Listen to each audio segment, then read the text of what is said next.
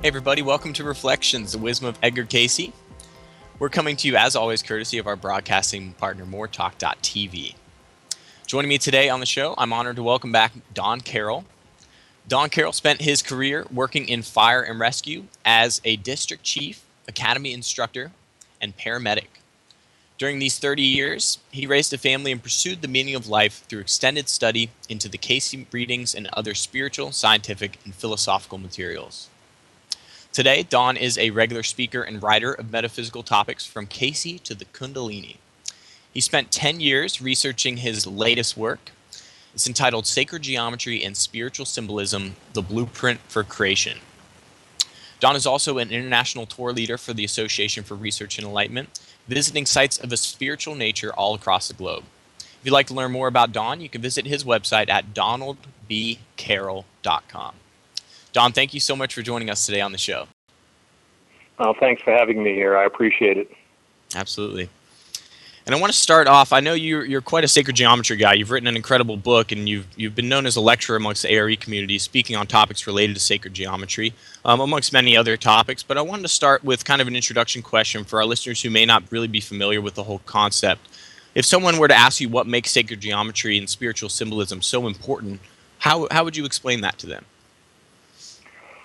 Well, it shows the sacred geometry, which is really, the segue into spiritual symbolism, because you see throughout cultures around the world, all the different spiritual philosophies, you use geometric figures, or symbols from geometry in their spiritual symbolism, hence why it's called sacred geometry. And they all have an incredible common thread of what they're trying to bring across is about bringing heaven and earth together within ourselves, and that is truly our journey, our birthright, and our purpose of why we're here is to bring that heaven to earth within ourselves, to spiritualize ourselves in physicality. Absolutely. And this theme of bringing heaven and earth together within the individual, you show how it's represented globally all across many cultures, and they represent it kind of in plain view, as you say in your work. Can you tell us what you found amongst the Cayce material and also the work you do with sacred geometry, how the theme of bringing heaven to earth is both consistent within both of those? Sure, it'd be my pleasure. It's really, it was an incredible journey as I went through it, because in the Cayce readings themselves, you will find truly throughout the thread of all the Cayce readings, the idea of bringing heaven and earth together. That's kind of a general term for, some call it, bringing spirit into the physical. The idea of raising our higher consciousness to, our consciousness to be in touch with the universal or God consciousness. And this is, truly the thread that you find through the Cayce readings in multiple different quotes. He'll talk about, the purpose that we have here, and that purpose is to have a conscious connected and a direct connection, with the God consciousness, to spiritualize ourselves. And I can say, probably you might say the bookends that examples this in the Cayce readings is if you go to, say, one end of the Cayce readings where he had an incarnation as the high priest Ra in ancient Egypt, and he puts the date in the readings at 10,500 BC. He states in there, he was involved with the construction of the Great Pyramid, and the purpose of the Great Pyramid being a site of initiation. Actually, in the readings, they say this is where John the Baptist and Jesus the Christ went for their final initiations. And it's about raising that higher consciousness, that God consciousness, truly spiritualizing ourselves, being directly connected. And you could say, remembering, we're not physical beings having a spiritual experience. We're spiritual beings having a physical experience. And in that Rata aspect of it, of the purpose of the Great Pyramid example, even the Egyptologists themselves say, and I quote here Dr. Mark Lerner, who's considered the premier expert on Egyptian pyramids and has a great book, The Complete Pyramids, states the purpose not only for the Great Pyramids, but all pyramids, and quoting him, is to bring heaven and earth together. That's what they were modeled for. And in my research, and it was again, hidden, it's all around us, hidden in plain sight. I mean, where we almost don't, this quote unquote secret, but a secret that is, again, we almost make it a secret because it's right in front of us. Even Cayce's name in that earlier incarnation, he was Rata. Well, if you look into the hieroglyphs of Rata, Ra, probably most recognized, was the sun god of the ancient Egyptians. He represented, the sun god. He represented the heavens. He represented the universe. And Ta in the hieroglyphs translates as earth or land. So his name itself was Rata, heaven and earth. And then if you go to the other end, say, what I call these bookends, when Cayce gave a whole list of readings, I believe there were 22 in total, about Revelation and what the symbolism in the Bible of the portion of the Bible on Revelation was about.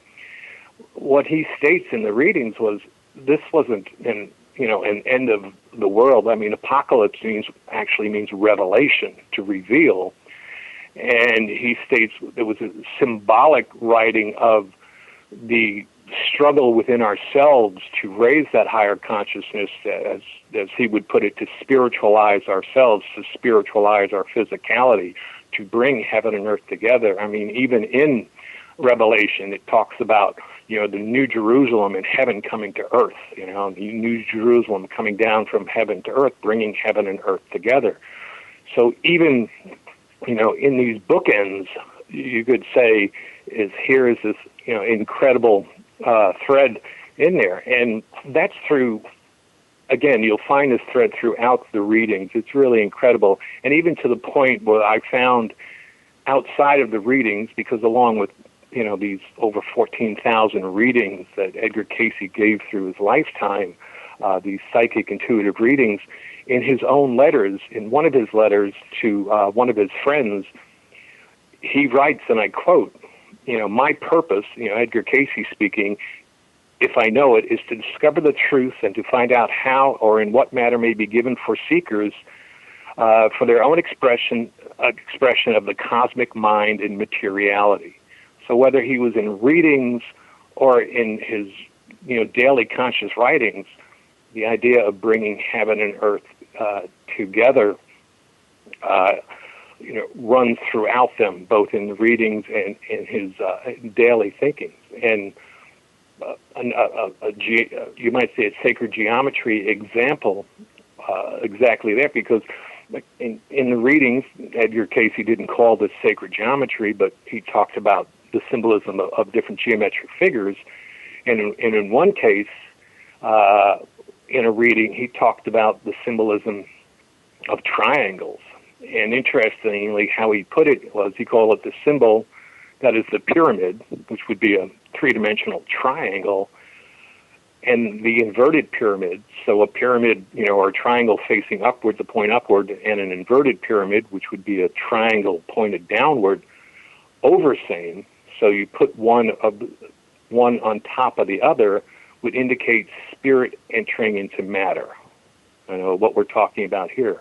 And so when you put a triangle or a pyramid and another triangle or pyramid over the top of it, inverted, it creates the six-pointed star, which we probably are more familiar with in the Judaic tradition as being, the Magen David, the Star of David, or the Seal of Solomon, depending on where you look. Here is this, core symbol of Judaism, and this geometric symbol that Cayce describes as representing spirit entering into matter. And looking at those two triangles separately, the representation of the Trinity. The upper triangle being the concept of God in the Father, Son, and Holy Spirit as that example, and of a human consisting of mind, body, and spirit, and you put them one over the top of the other, you get this six-pointed star, again, the Megan David, but it's also known as the creator star in sacred geometry, which is very appropriate.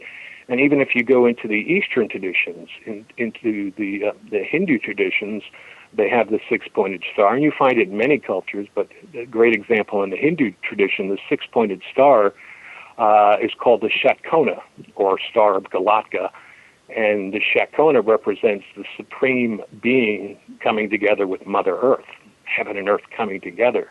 Just as Cayce was saying, in this example in the readings, but just one very straightforward, example in spiritual symbolism, whether Eastern or Western. Absolutely. And I'm curious, Don, you've talked a lot about sacred geometry and this whole idea, this theme of bringing heaven and earth together.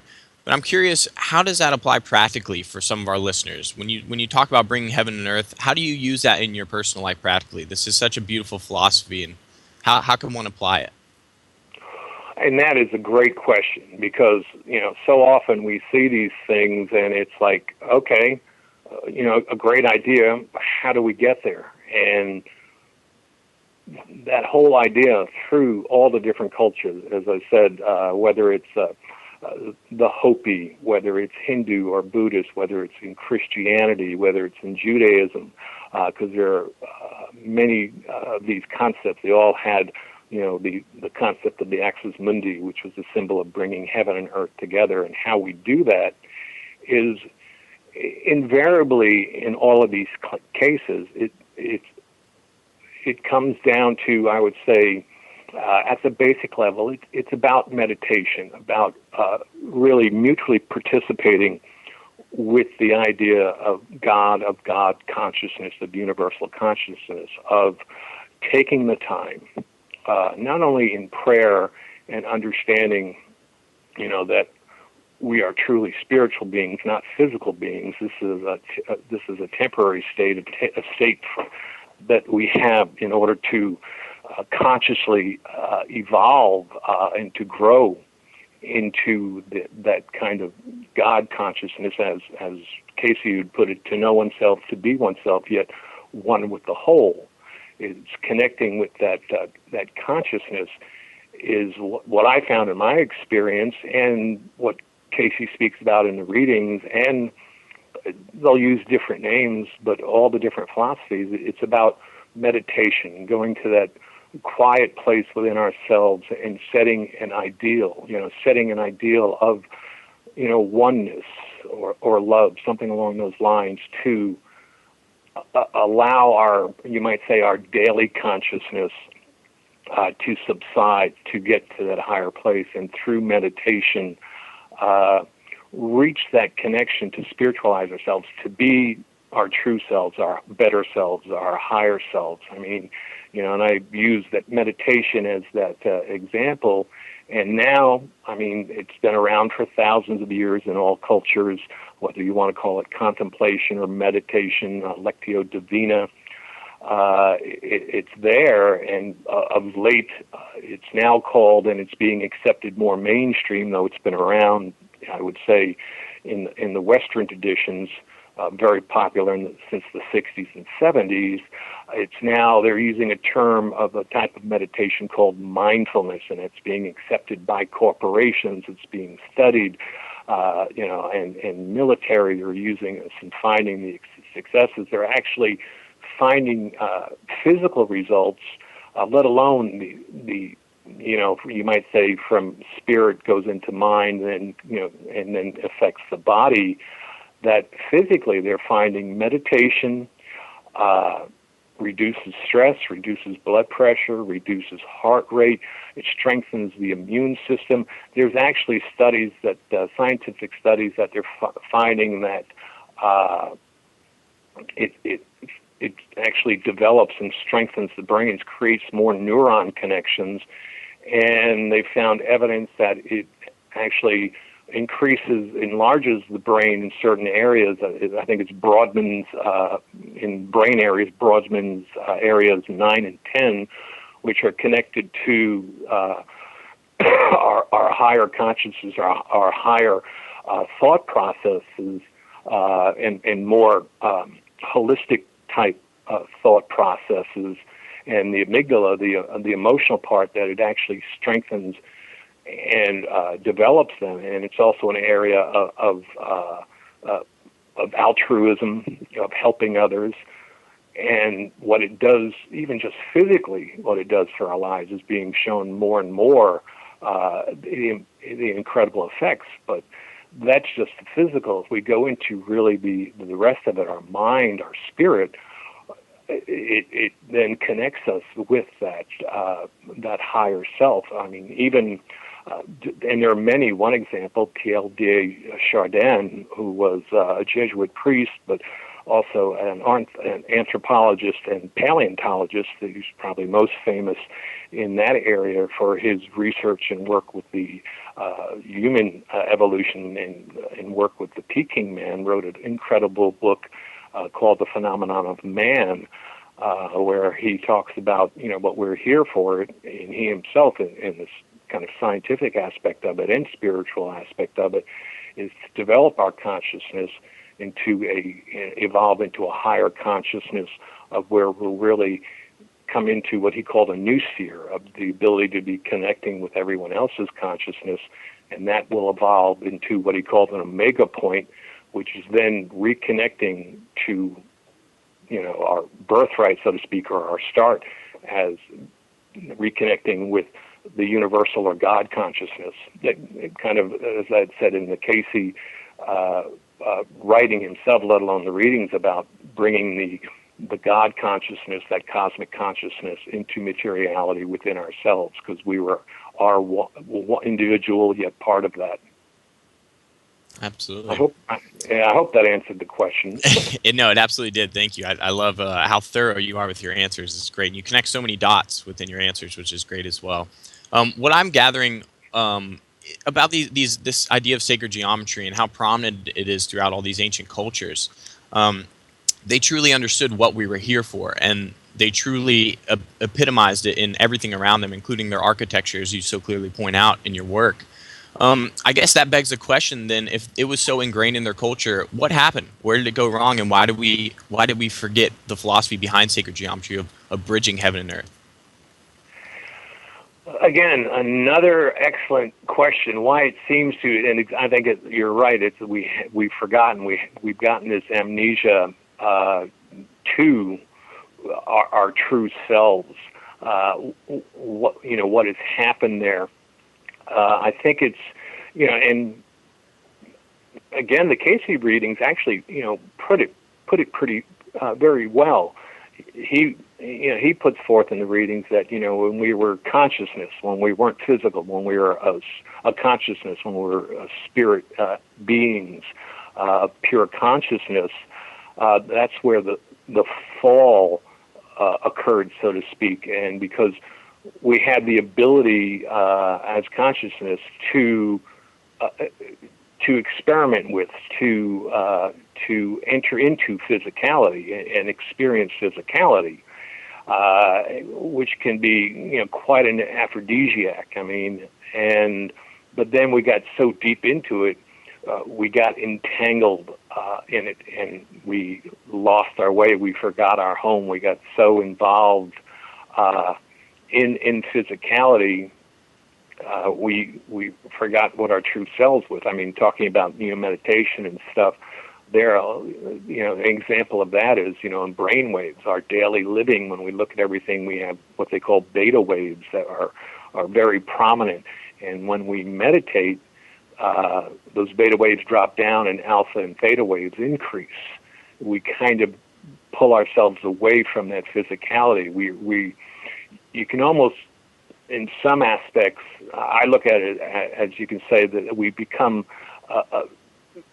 physical junkies to physicality, physical addiction, that we get so deep into the physicality, we've get so involved in it, we've forgotten everything else. It's kind of, you can look at physicality. It's like if all you have is a hammer, well, everything in the world looks like a nail, and so we forget, and we have this amnesia. But we forget, but there's something that calls to us in that, something that we see these symbols, and we seem to have a response to them, and quite often not knowing why we have this response or why we're pulled to them, why we always feel that there's more to this than that, and then trying to understand what that is. So we're kind of not kind of, we're finding our way back, and if we allow it, the physical experience can actually help us there. But sometimes we get so deep into it. It was funny one time when I was in Egypt and I was leaving, and had gone to the Great Pyramid and Luxor and Abydos and all those incredible ancient sites in Egypt. One of the things I noticed is when you go into the Great Pyramids or some of the other pyramids, I mean, incredible structures, but could be considered very utilitarian. I mean, there's no hieroglyphs in them. There's no frescoes. There's no painting in them. There's no art. They're very, very clean and precise in that aspect. But then if you go into the King's Valley where all the tombs are, or if you go into any of the temples, everything is covered with hieroglyphs, the ceilings, the pillars, the walls, absolutely everywhere. And I got this almost sad sense that they'd realized in their aspect they had lost, this connection.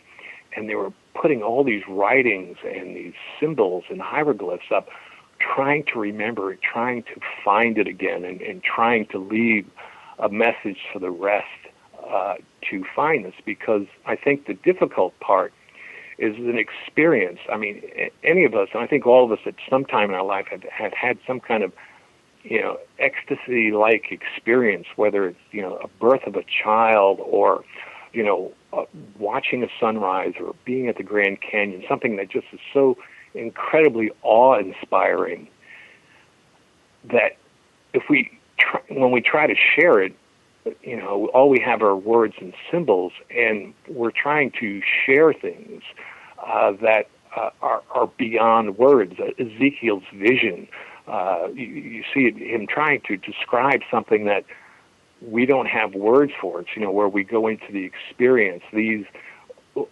all these sites, and to me what it is all these sites that we talk about, the spiritual symbolism and these sacred sites around the world are the remnant, of trying to help us remember to go into the experience. That these are external physical sites, and words, and because words themselves are just symbols, but to try to give us the information into knowledge, with that knowledge go into the experience, and the experience then kind of in an alchemy type way morphs into wisdom and into that higher consciousness. But it's having that experience and then trying to share it. Words are not enough, though. They're kind of signposts, to have that experience. It was in general semantics. They say the map is not the territory. The word is not the thing in itself. We can kind of look at all these symbols and all these incredible sites for this purpose of bringing heaven and earth together as the map. It's not the territory. We have to have the experience to be in the territory, and the best we can do bringing back to share with others is to draw a map through symbols or words.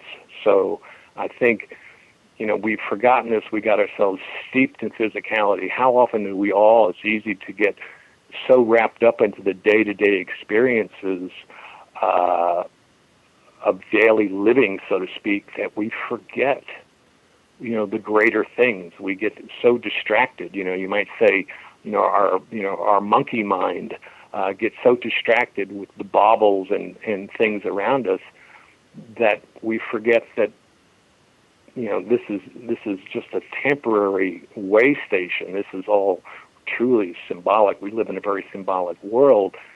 That the true existence, our true existence, is in that higher selves, that greater consciousness. Yeah, absolutely. Well said. Thank you, Don. I want to switch gears just a little bit here, and you talked about your visit to Egypt, and you've traveled really all around the world to these sacred sites. And what you make it very clear to our listeners here is that it's important to, if you are able to make it to these sites in your lifetime, because you do have a truly incredible experience that you can't put into words in these sites to be there and to experience it. You're an international tour leader for us here at the A.R.E, and you visit sites of spiritual significance, as I said, across the globe. Can you tell us a little bit about your upcoming tour and kind of why it's so important that people visit these sites and go on these tours? Well, the sites are incredible around the world. I mean, they really are awe-inspiring, and I love going to them, and I love sharing them with others. The tour I have coming up is going out to the end of October. Is going out to the Southwest, into the cliff dweller areas of the ancient Pueblo and cultures. The ancestors of the Hopi and the Zuni, and what I find in there, and I think others, is that why, as you see, not only their homes, their ancestral homes, but their sacred sites, their kivas.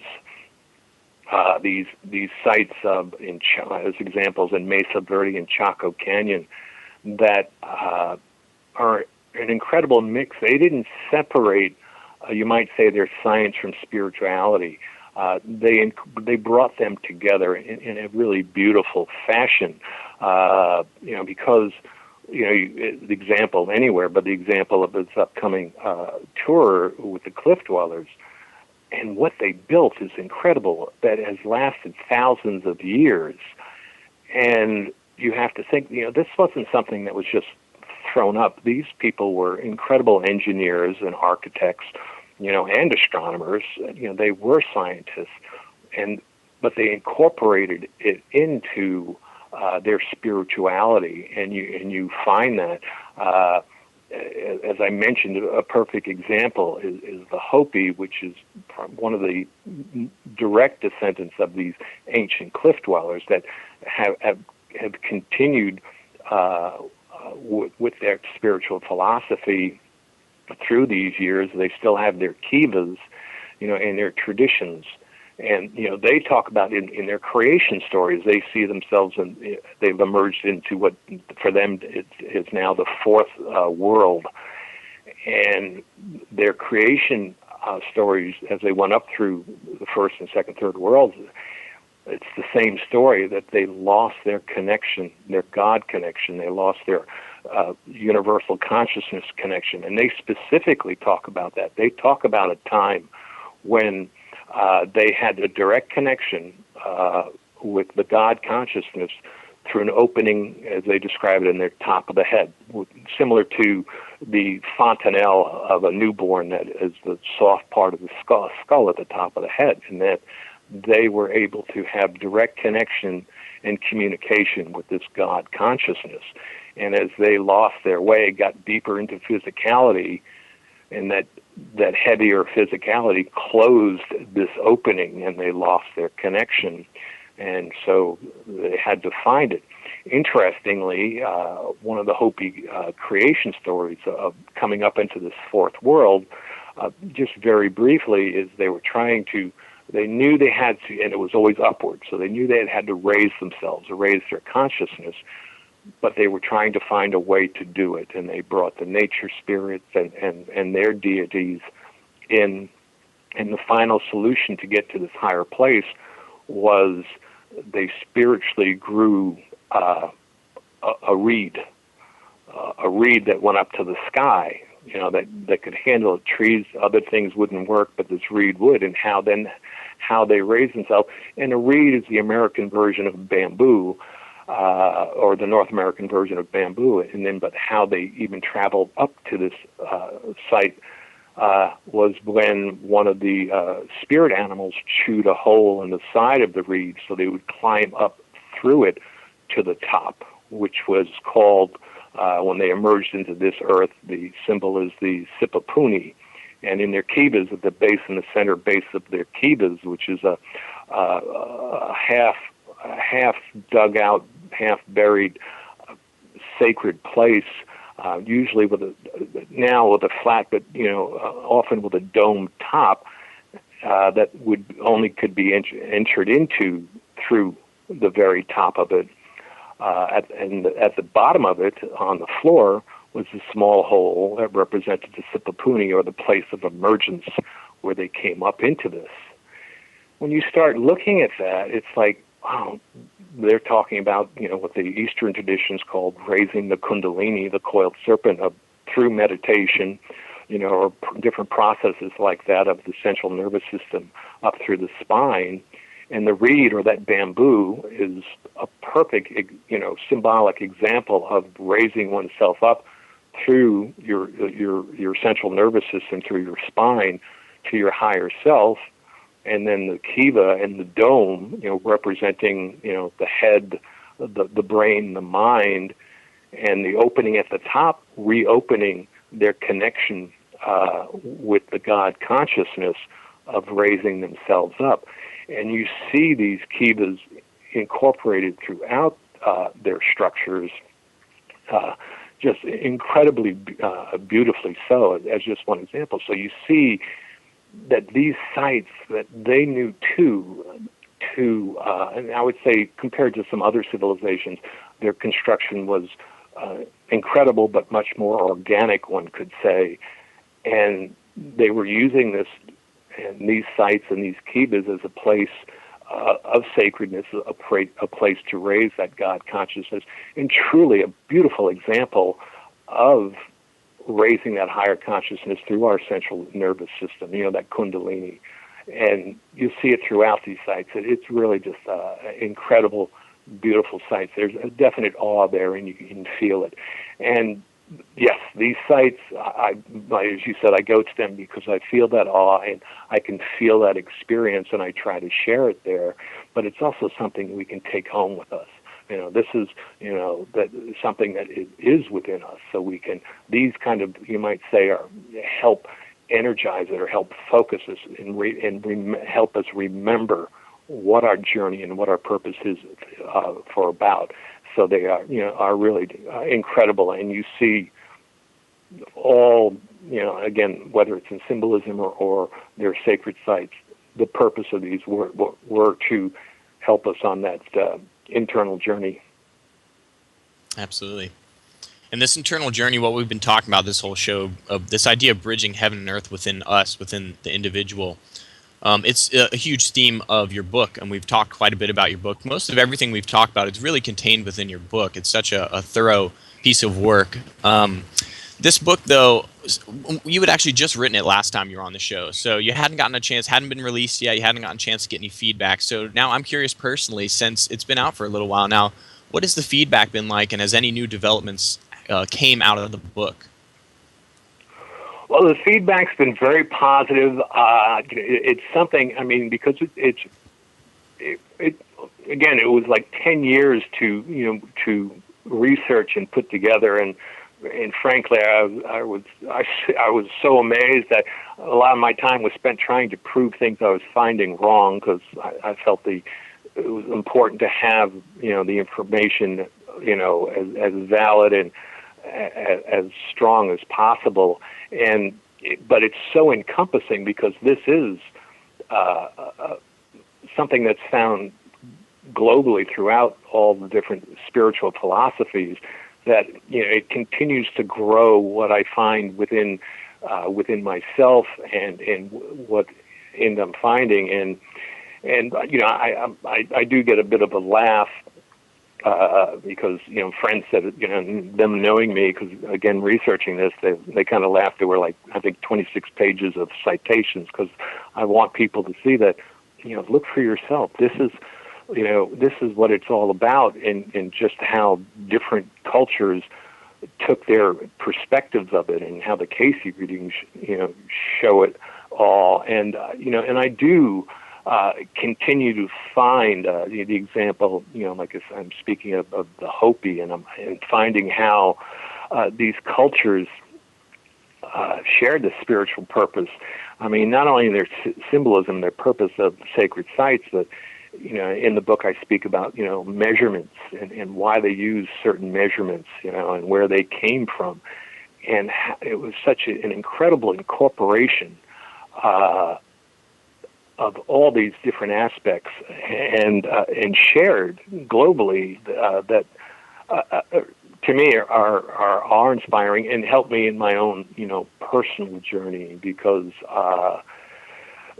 what most people have said to me, and, I have to smile because, it was 10 years, but they're like, how did you put this all together? How did you connect these dots, so to speak? And, part of me thinks is, that's the human nature, that we see these connections. As far back as you can go, humanity looked up at the stars and could see, so much in them, and they name the constellations. I mean, we have this ability, we almost have this innate drive that we know there's something more, and something that connects us more, and we're trying to figure it out and find out what it is. And and ironically, it's all around us, but we just get.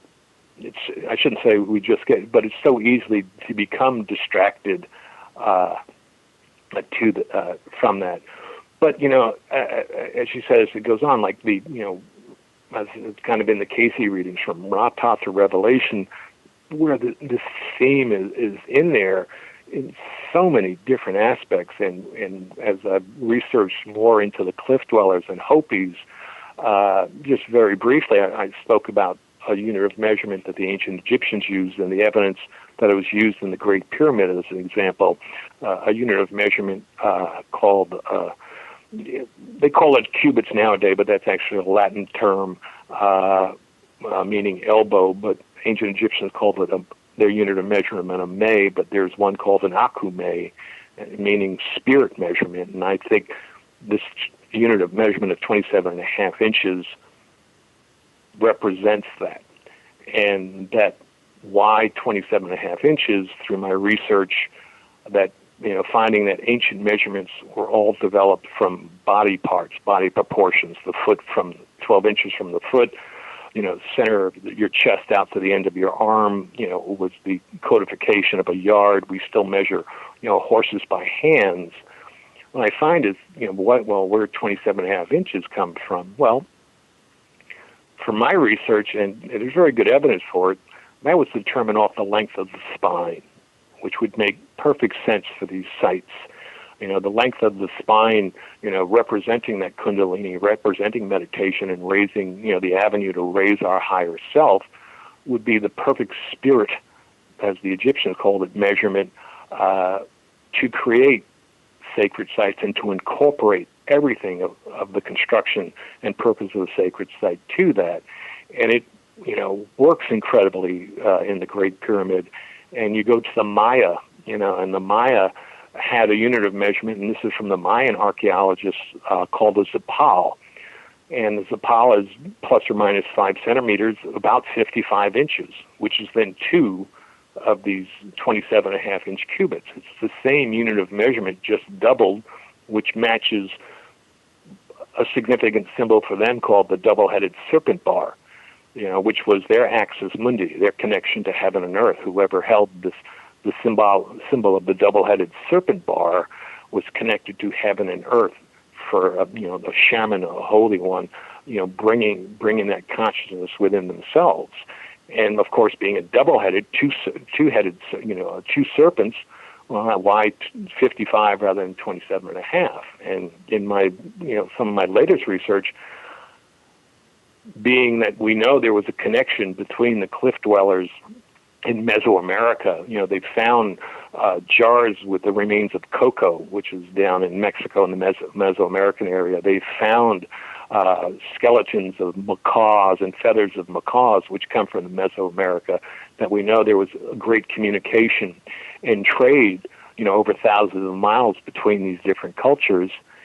And so using that South American or that Mayan Aztec unit of measurement of 55 inches, it works incredibly well measuring their kivas. And I was at salmon ruins in New Mexico and was able to get, because one of the difficulties is getting accurate measurements of these sites, was able to get from the a very nice gentleman, Larry Armstrong, if I remember correctly, some of the accurate measurements of some of the rooms of the great houses and stuff, and the kivas.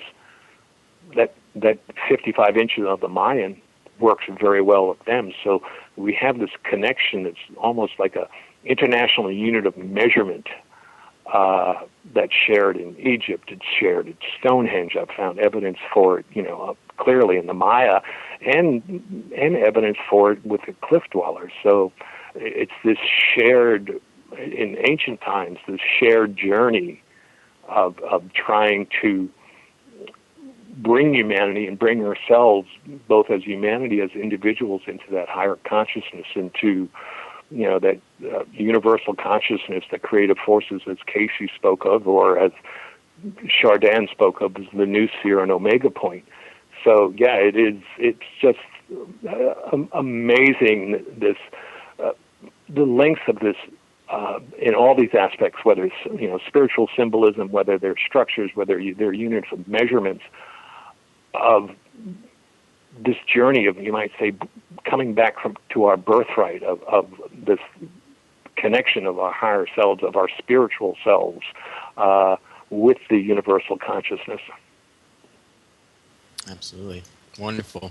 And Don, I think in listening to you, one of the things that is very clear, or should be very clear, is that you are a true devoted seeker of truth and wisdom. And that's what I really love about your work, and I love about listening to you talk.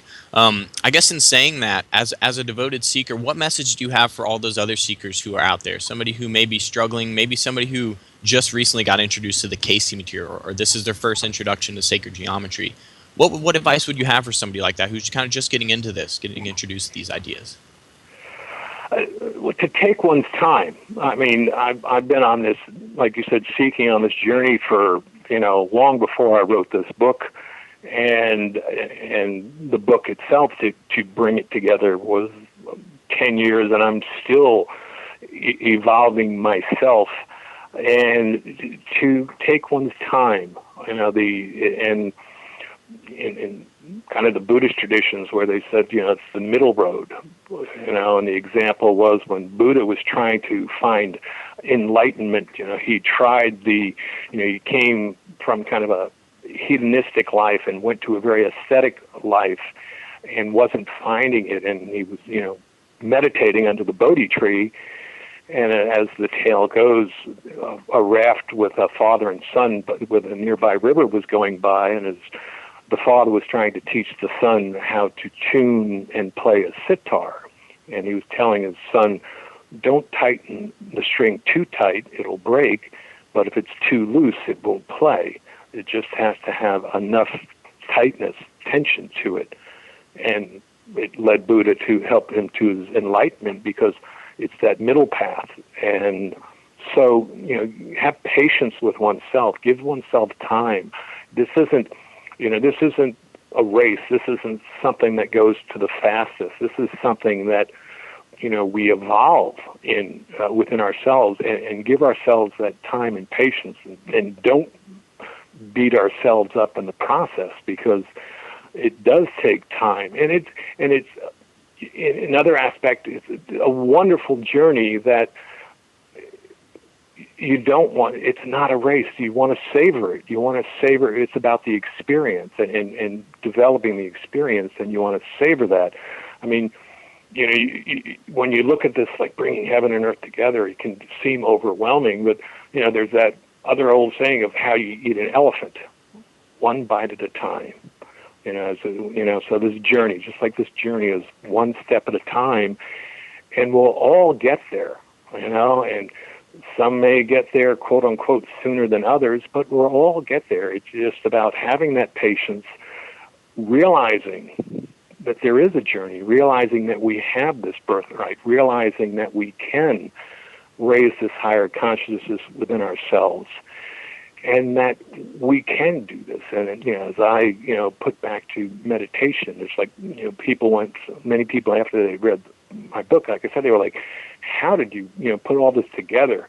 All these different aspects." And as the best I could answer such a question that could go on forever it was a combination of meditation, inspiration, and perspiration. And that's the journey where it's all there for us to take, and it's all there for us to have. And it'll take some meditation, which will lead to inspiration, but there's a lot of perspiration involved in it also, but that's okay. That's how we experience it. We can have the knowledge, and kind of as I said earlier, all it is knowledge, and it's a wonderful knowledge. It's that map to the territory, but then we have to give our times to have the experience and allow the experience, savor the experience, to start turning it into that wisdom, into that higher self. So, have patience and just that one step at a time, and it will come. And it is wonderful. The things I've found through the years as I continue this is that, yes, I still live in the day-to-day world, but I find myself every day, at least at some point in the day, being able to have that, at some level, an experience of awe of all that's around us, and so much more of that higher self that we have. And in time and in practice, as we apply this, and as the Edgar Cayce readings also put, this is great, but you have to apply it, we'll find that. We'll find that peace.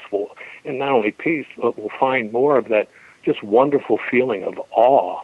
It kind of, as I said, it's the experience. Words and symbols will take us so far, in the map. And it's just like, looking on a map of the Grand Canyon, or even looking at a picture of the Grand Canyon. Incredible Absolutely. stuff, but being there is that incredible awe. So we all have that ability, and it's just having patience with ourselves and taking it one step at a time. Absolutely. And you make a great point. We do all really have that ability, and Cayce made that incredibly clear. One of the other things he made really clear was this whole idea of psychic ability, and we do all have that. These are all things that, as you said, you gotta push through. You gotta continue to be patient and find the steps. They'll all be laid out in front of you as you keep going. And the key is also to stay determined. If you're looking for truth, keep at it, and eventually it will be uncovered and revealed to you. I guess in talking about this whole idea of cultivating your psychic ability, you're also a featured presenter for the A.R.E, and you do a lot of volunteer talks, but also a lot of talks at the featured conferences as well. And in saying that, you're a featured presenter at the upcoming A.R.E conference in Virginia Beach, and this one's entitled "You Are Psychic: A Step-by-Step Course for Advancing Your Intuitive Potential." And it's from September 25th through the 27th. That'll be next month, later on this month. And can you tell us a little bit about what we can expect from your presentation in particular, Don? Sure. I mean, it's a wonderful conference. It's a Friday through Sunday conference, and I'll be speaking Friday night. And my aspect of it is I'll be talking about the journey of the idea of becoming psychic, of becoming intuitive, because as Edgar Cayce put it, he said psychic is of the soul, and psychic is of the spirit. And as we develop that, we develop those psychic and intuitive abilities, and it's a combination of the learning and knowledge with application, with practice and experience. And this conference is exactly that. There's going to be a lot of experiential, not only learning, but experiential work with it, of practicing it. And it's a start. This is a weekend. Psychic is of the soul. It's what we develop, through practice, through, following it. Cayce himself, when asked, said, not only are we all have the ability to be psychic or are psychic, and it's just developing what is naturally ours, is that we can be our own best psychic. It's accepting it and practicing it. It's like anything else, like this journey. You don't start off doing calculus. You learn arithmetic, and you work your way up through algebra and geometry and whatnot, so you understand it. So this gives you the beginning understanding and of it, and the ability to develop it within ourselves. I mean, interestingly, the idea of becoming psychic, when that came out in the readings, they pursued it of, well, okay, what do we need to do this? And what actually came out of it were two thin volumes called The Search for God Material, Volume 1 and 2, that are absolutely incredible. And it's really a spiritual philosophy. But as you develop that connection, that to the universal consciousness, to the noosphere, to the consciousness within the oneness within us all, and almost as a byproduct of developing that, or I shouldn't say a byproduct, but part of it is that ability to be psychic or intuitive. And we all, and I'll be speaking of this journey, of what Cayce said, of what other schools of thought have said in their experiences of it, some personal experiences of my own, that all bring this forth, this inspiration, this gift, this ability that we all innately have, but kind of push off to the side. It's funny, we call it, it's in throughout cultures. We call it, in one aspect, women's intuition. Because that's women's intuition. But on the male side, you could say, we kind of accept it by saying, it's our gut instinct.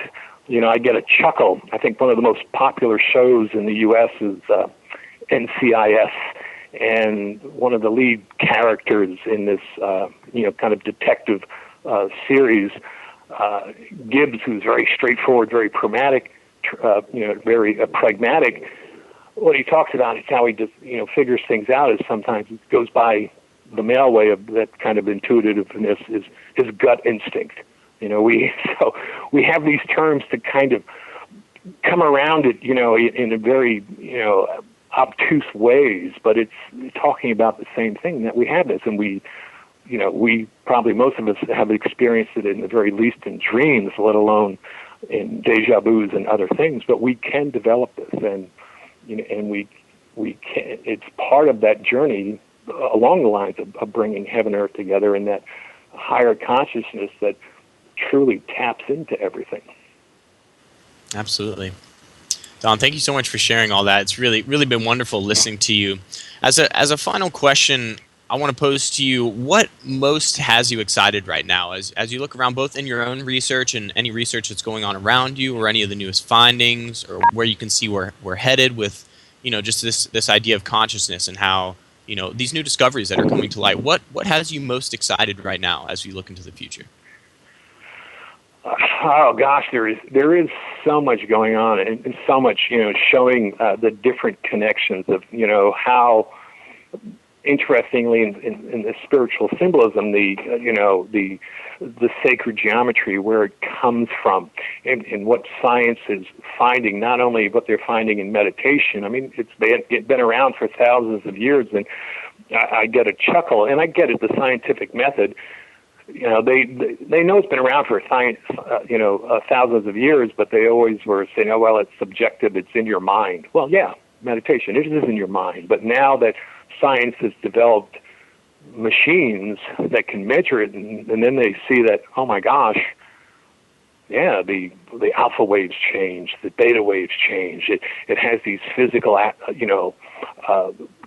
things that happen to the brain, to the body, that there's now, there's more to this, but they wouldn't say that before because they couldn't measure it. And I understand, you might say, the kind of the limits or the protocol of science of having to do that, but it's also showing so much of the spiritual philosophies are just, the other side of the coin. Science and spirituality are just two sides of the same coin. Recently, besides the meditation and more discovery of these sites, one example, Göbekli Tepe in Turkey, which is an incredible site, hard to get to right now with all the difficulties because it's near Syria.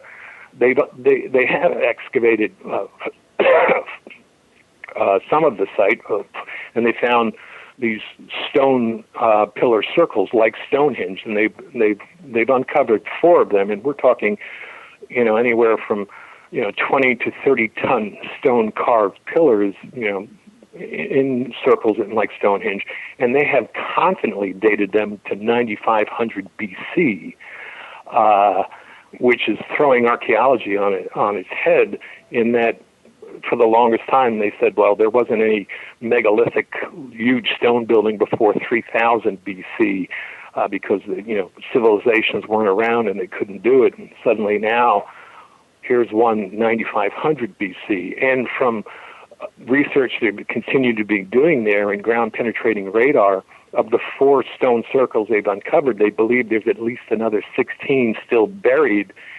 And from the depth and where they're buried, they think they could be well another 3,000 years even older. So, ideas of the pyramid being built in 10,500 BC, or civilizations having the ability to do this, is being pushed further and further back, where it was thought ludicrous before. Now they're kind of trying to figure out, well, we were supposed to be hunter-gatherers, what's going on here, not civilizations. And then you have the science side, recent science from NASA and from the CERN Institute, interestingly, are saying that the universe, and you can Google this or find the articles, the universe itself was created from vibration. And that's another theme through Cayce, that all started from vibration, from waves, from energy. Now their science is confirming that all came from vibration. And this is almost a climatic concept of that materiality came from, vibration from sound. The sound actually, appropriately so, the Big Bang theory, which cosmologists and physicists accept. Interestingly enough, the Big Bang theory that's accepted by physicists came from another Jesuit priest. But they're finding now that, and confirming that it was from this and the sound of it that the universe was created, again, following spiritual philosophies. If you want to go to the Eastern tradition, the word that created the sound that created creation, Om. In Western traditions, God spoke, and there was sound, and spoke and said, let there be light. There was sound before there was light. So it's fascinating how it's all really starting to culminate together. Meditation being scientifically validated, though it's always been there and was always valid. They can just prove it. The idea of the universe becoming created by sound in spiritual philosophies is now being confirmed. So I find this very exciting, and sharing this with everyone, and because amidst with that, and I love the part of the Cayce readings, to know oneself, to be oneself, yet one with the whole, this is not only a journey for all of us to oneness, but it's also our individual, our personal journey, which is just as exciting. So that's, just some of it, that it's just incredible and a wonderful journey. And Don, what I love about everything that you brought to light here during our interview is that it truly is a humbling and blessed time to be around, to see the culmination of all these things come to light, both through scientific discoveries, through these spiritual discoveries that are happening. You really get to see the culmination of it, like you said, and we're bearing witness to it, which is such a beautiful thing, and it's so special to get to witness that. Yeah, it is, and I know people can look around and think that where's the world going? Well, and actually, there was a recent study done last year by Harvard Dr. Stephen Pinkerton, I believe it was, and just very briefly, he did a study of apples to apples, you might say, of violence and the turmoil we've had in the last 5,000 years of civilization. And his determination is that when you really measure them to populations that were and that we have now and what's going on, that he feels that this is actually the most peaceful time on Earth. It may not seem that way, because of media, I think, but in apple-to-apple comparison, there's the evidence that it's actually the most peaceful time amongst all this turmoil, and to take heart in that, and that we can all, have an impact, have an effect, in our own, as a small ripple that turns into waves in our own little ponds, to continue that. Absolutely. Wonderful message. Thank you, Don. Well, I want to thank you so much for being on the show, Don. It's truly, truly been a pleasure listening to you today, and I hope our listeners have enjoyed it. You're such a wealth of wisdom, and we got to have our conversations when I was in Virginia Beach. It's just such a pleasure listening to you, and thank you so much for just continuing to do what you do and continue to seek, and also just to share that with us. We appreciate that. And Brent, this has been an absolute pleasure. It's good to talk to you again, and thank you for allowing me to share, because it is, I think, a wonderful journey and one to be shared with everyone. Absolutely. Couldn't agree more. Thank you, Don. Take care. You too. Now, don't miss your chance to be a part of a one-of-a-kind A.R.E. tour led by Don Carroll himself through New Mexico and Mesa Verde. This tour takes place from October 24th through the 31st. And if you'd like more information or to register for this or other tours put on by the A.R.E., you can visit our website at edgarcayce.org/tours. Don is also a featured presenter at the upcoming A.R.E. conference here in Virginia Beach titled You Are a Psychic, a step-by-step course for advancing your intuitive potential. This takes place from September 25th through the 27th. And if you'd like to register for this conference or any others offered by the A.R.E., you can visit our website, as always, at edgarcayce.org/conferences.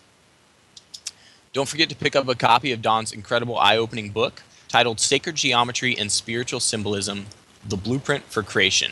If you'd like a copy, you can pick it up at arecatalog.com. On behalf of everyone here at the Association for Research and Enlightenment and MoreTalk.tv, I'm your host, Brenton Bickerstaff, encouraging everyone to seek out truth and strive to always bring together heaven and earth within yourself. Thank you so much for tuning in to Reflections, the Wisdom of Edgar Cayce. Hope everyone has a wonderful week, and I'll see you next week. Much love. And now it is time for the Thought for the Day here on Reflections, the Wisdom of Edgar Cayce. And joining us in the Thought for the Day today is, as always, Dr. Bill Austin. Bill, thank you so much for being on the show today. Oh, my pleasure, Brent. Thank you once again for having me. It's always a treat to be here. My pleasure. And if you can go ahead and read the Thought for the Day today from the Cayce readings and share a little bit of your personal thoughts on it. I'd be happy to. This reading, or this thought, comes from reading 1546-1.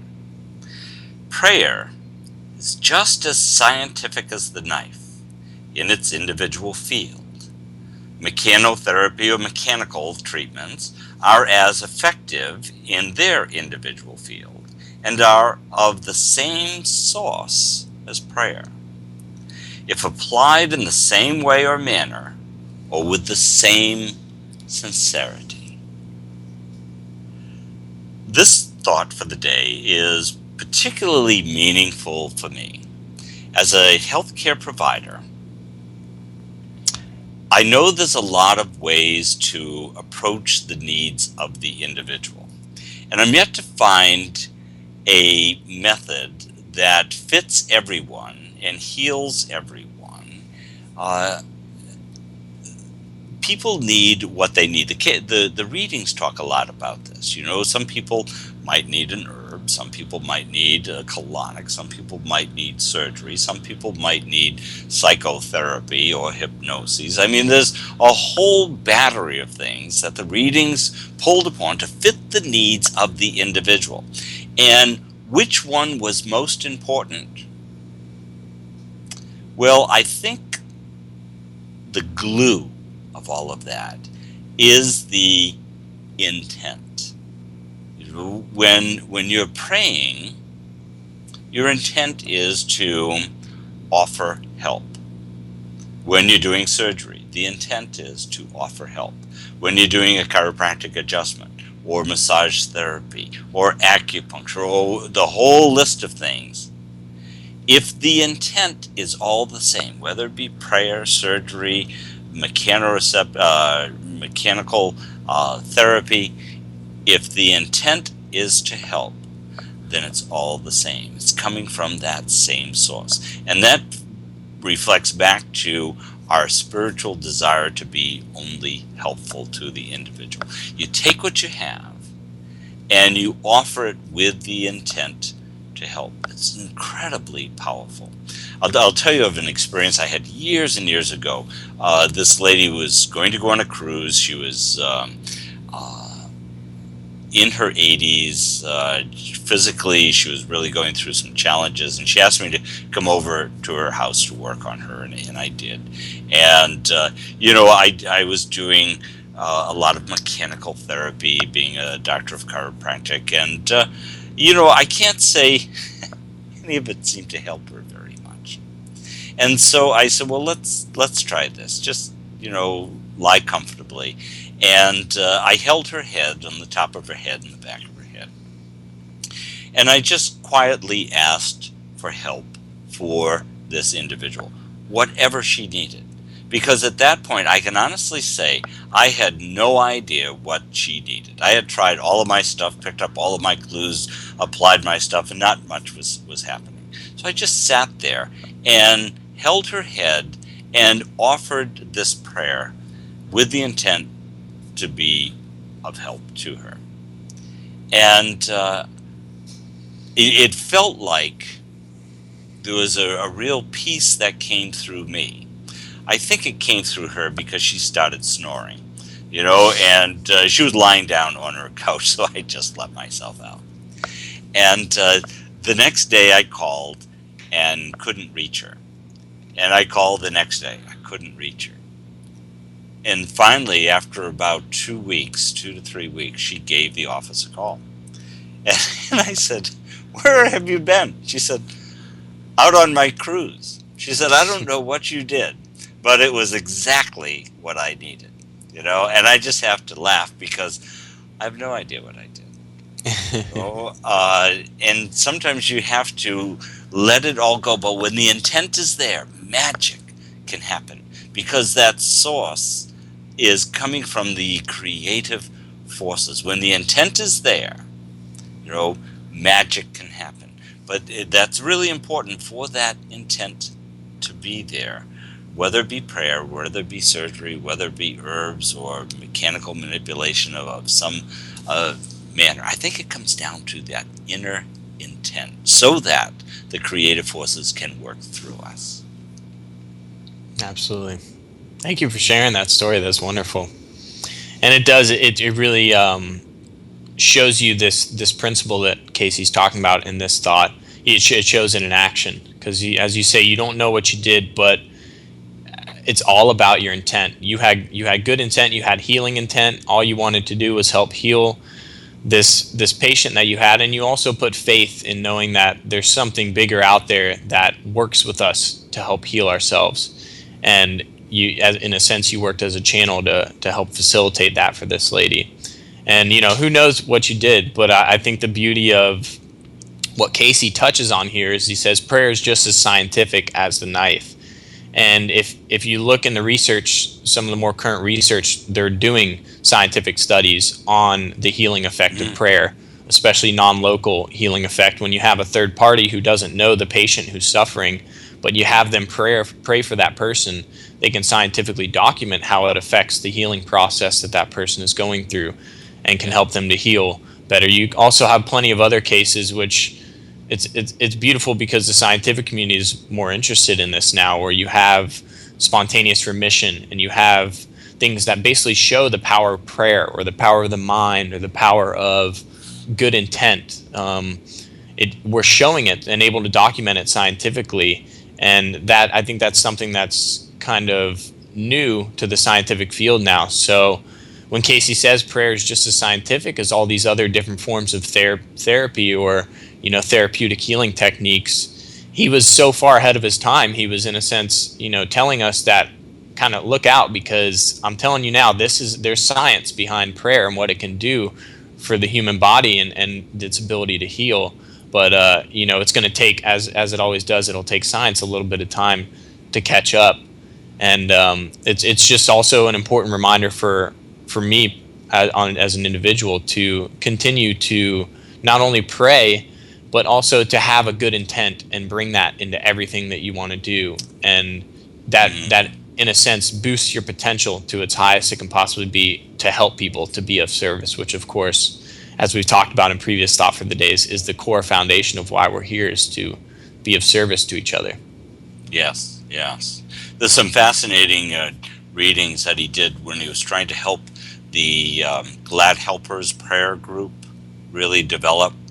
And they talk a lot about what you were just talking about. And now we're at a point where you've also mentioned there's scientific validity, or at least the research behind, boy, something is happening here.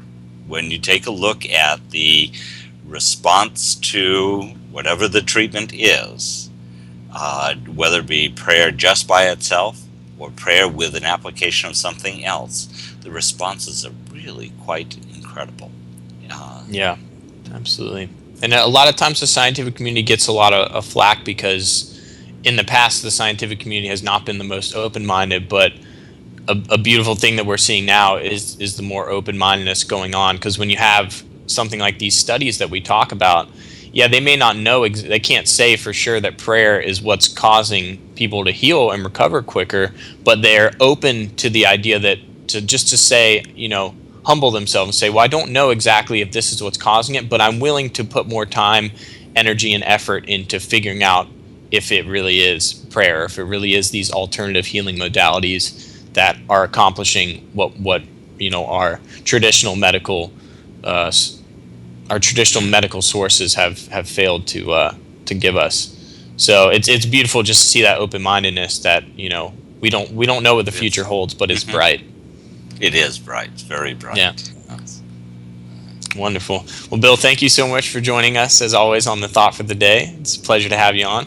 Oh, it's great to be here, Brent. Thank you again for having me. Have a great day. Of course, my pleasure. Take care.